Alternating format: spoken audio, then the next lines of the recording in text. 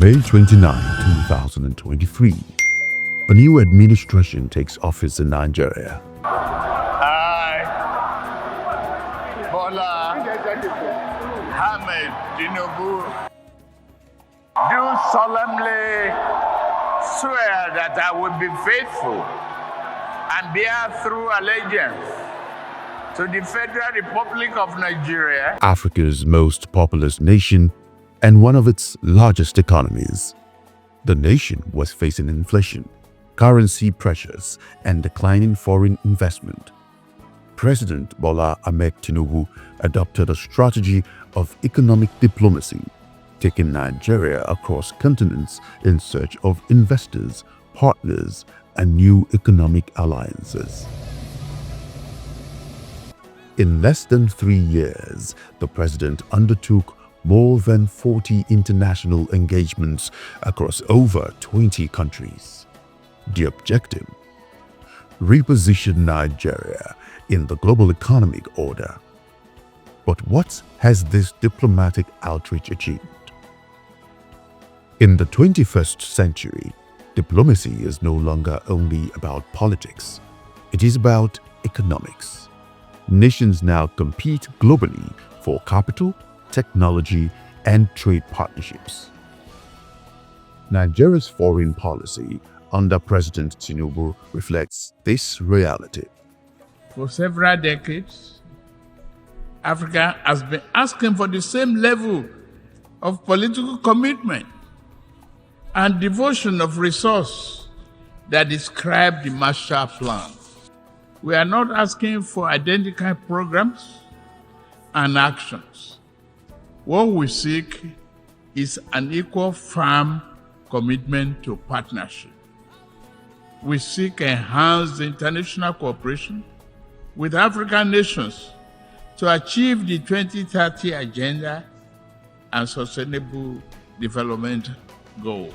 Each diplomatic engagement has focused on 5 priorities: investment, energy partnerships, trade expansion, technology transfer, and infrastructure development.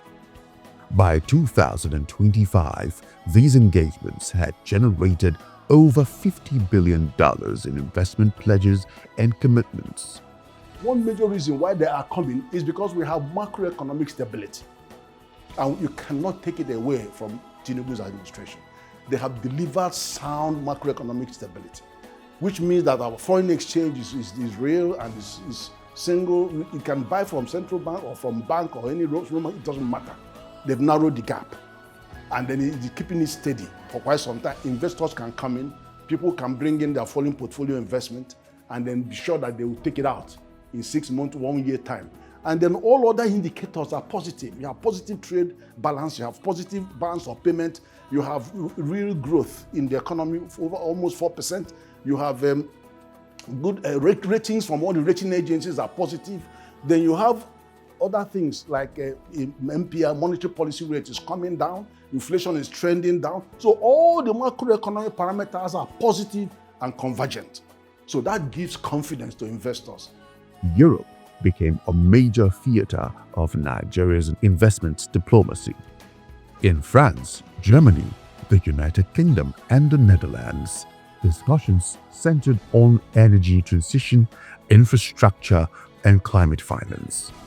In Germany, Nigeria advanced talks with Siemens Energy under the Presidential Power Initiative, aimed at modernizing Nigeria's electricity grid and stabilizing power supply.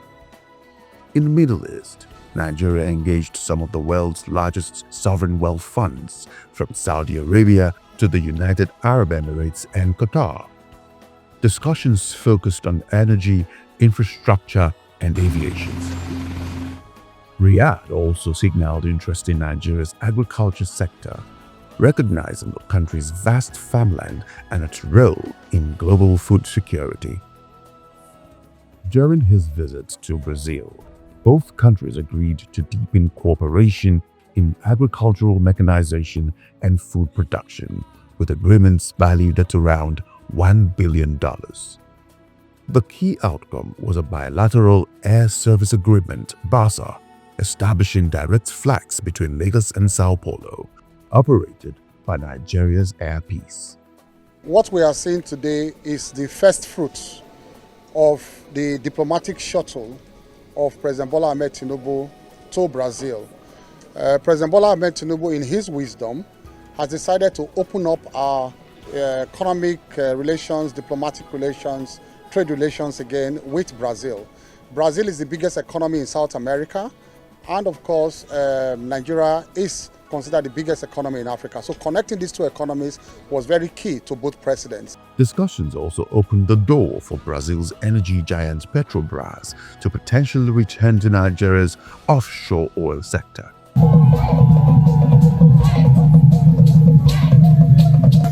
Closer to home, Nigeria strengthened ties across Africa, from Ghana to Ethiopia and South Africa.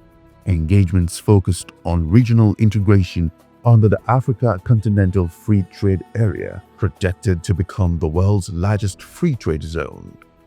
In Asia, Nigeria's diplomacy targeted manufacturing, industrial cooperation, and technology transfer. India hosted Nigeria during the G20 summit. In Ankara, high-level engagements expanded bilateral trade with Turkey to $5 billion annually. This builds on existing Turkish investments in Nigeria, valued at over $2 billion across construction, energy, manufacturing, and defense technology. Nigeria's diplomatic journey approaches another historic moment. An invitation from King Charles III for President Tinubu to undertake a state visit to the United Kingdom, the highest diplomatic honor the British monarchy extends to foreign leaders.